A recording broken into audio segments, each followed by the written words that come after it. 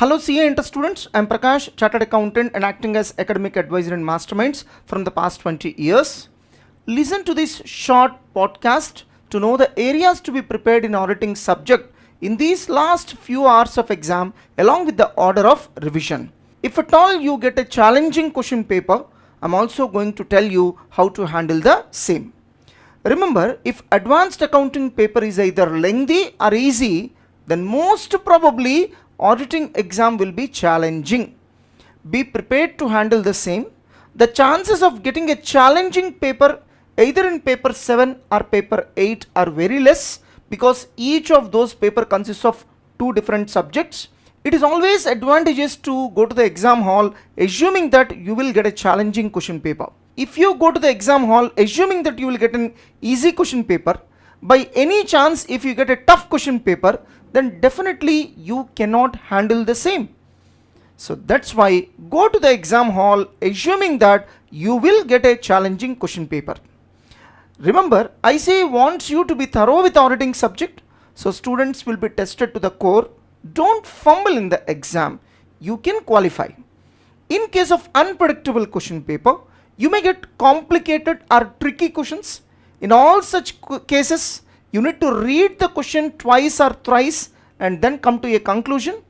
Examiner may pose questions even from unimportant or small chapters. Never ignore such small and unimportant chapters in your preparation. Remember, in case of unpredictable question paper, every chapter is important. There is nothing called unimportant chapter. So please plan your preparation accordingly, because in my opinion, you may get a challenging question paper. If you have not written the advanced accounting exam well, then come out of that bad mood and focus on the subsequent exam. Remember, my dear students, even if you curse yourself, you cannot change the completed exam. Instead of doing such time waste activities, better focus on the next exam. Whatever the loss has happened in the advanced accounting, you must be in a position to recover in the subsequent exams. Now, please note down the areas which you need to revise in these last few hours. First, you refer all the questions given in our guest questions booklet. After that, refer RTPs and MTPs of your attempt as well as previous attempt. After that, refer the supplementary material. If you refer the supplementary material, then you need not refer RTPs and MTPs of previous attempts. So pay more attention on amendments applicable to this attempt as well as previous attempt. Don't forget to refer the mistakes committed in weekend and revision exams. If you have already maintained a running notes while listening to the classes, or if you have a fast track material, then refer it for all the chapters. After that, open the main material, start reading the question one after another and close your eyes and try to recollect the answer. If you are able to recollect the answer, then skip that question.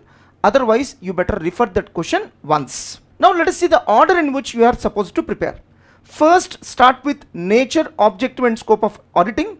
After that, company audit including CARO, and pay special attention on applicability. After that, audit in an automated environment. After that, audit reporting. Next, standards on auditing. Next, fraud and responsibilities of auditor. Next, audit evidence and audit documentation. Next, audit sampling. Next, analytical procedures. Next, risk assessment and internal controls. After that, you can refer any of the remaining chapters as per your wish. Now let us see how to handle a challenging question paper. First of all, read the entire question paper at least for 2 times and identify the areas in which you are strong. Also identify the areas which you must leave them as choice, and also fix the order in which it's good for you to attempt the questions. Remember, you will not get a paper where 100% questions are tough to answer. Better to spend at least 20 to 25 minutes just to finish this work. Yes, I know that institute will be providing only 15 minutes to read the question paper, but I want you to spend another 10 to 15 minutes to do this job perfectly. Because in case of a challenging question paper, anyhow you cannot attempt more than 80-85 marks. So that's why you will definitely get ample time. So with this analysis, you will also get confidence that you can comfortably attempt at least 70 marks. Examiner will never give a paper in which you cannot score minimum of 40 marks. And remember, institute also wants you to qualify. So believe in yourself and don't fumble in the exam hall. It's very good even if you are able to attempt 70 to 80 marks. Quality of answers is more important than quantity.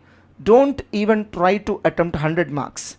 So questions can be tricky and you may need to read the question twice or thrice to answer the same.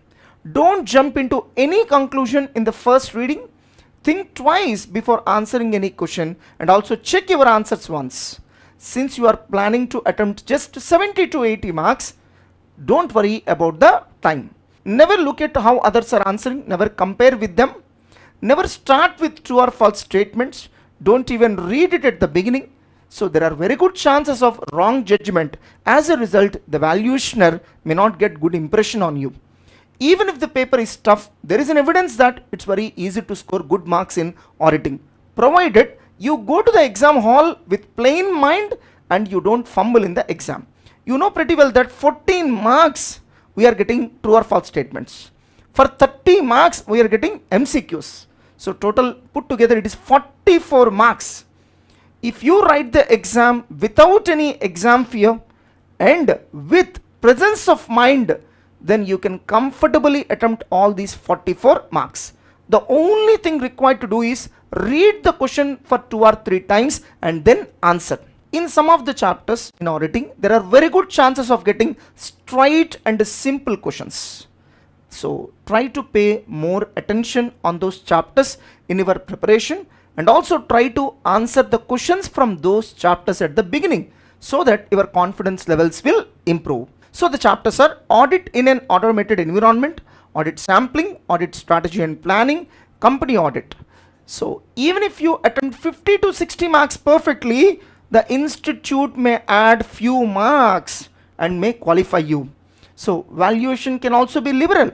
If you have not prepared any chapter earlier, then at least prepare past exam questions, guest questions in that particular chapter. It's definitely not correct to leave a particular chapter completely. Of course, don't panic just because you haven't revised 1 or 2 chapters. If you have applied for both the groups, then write all the exams till the last paper. First option is at least refer the guest questions in each of the papers and go to the exam. Alternatively, you aim to get exemption range of marks in the last paper. Of course, for the remaining papers, it is sufficient for you to go and attend the exam hall. If at all you want to stop writing remaining papers, then take rest for 1 week and start preparing for both the groups. Why both the groups, sir? Very simple. Let us assume you have appeared for exams in group 1 and you are just waiting for announcement of results. Just imagine a situation if you get failed in group 1 also, then the available time after announcement of results will definitely be not sufficient to handle both the groups. Now itself start preparing for both the groups, assuming that you may get failed in this exam. If at all you are able to qualify in one group, then so you are not going to lose anything since you have already started preparation for both the groups. Now you can comfortably continue your preparation for the group 2. If at all, so by any chance, if you get failed in group 1, then since you have already started preparation for both the groups, in the next attempt you can plan for both the groups.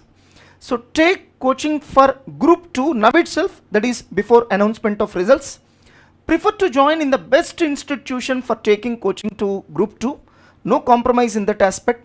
Don't put your career into risk by joining in non-standard and non-serious institution.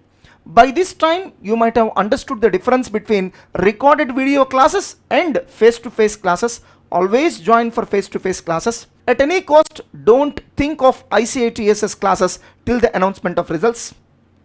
And never join for practical training till the completion of both the groups. Alternatively, you can come and join for study hours and revision exams for both the groups. So never stay at home or sit idle till the announcement of results. It's very costly. So in all the subjects, immediately after completion of the exam, don't open the question paper, throw it away. Stop thinking about the completed exam. Don't inquire or discuss the answers with your friends. Even if you don't write the exam properly, then ensure that its impact does not fall on the subsequent exams. So my dear students, who are you to judge? Let the valuationer do his duty. Let him decide how many marks he wants to allot. If you like this podcast, like it and share it with your friends. We will also do a similar podcast for every exam. If you are still worried about the exams, you can directly contact me on my mail ID mssprakash2012@gmail.com. Leave your feedback and suggestions to improve this podcast in the comment section. All the best, my dear students.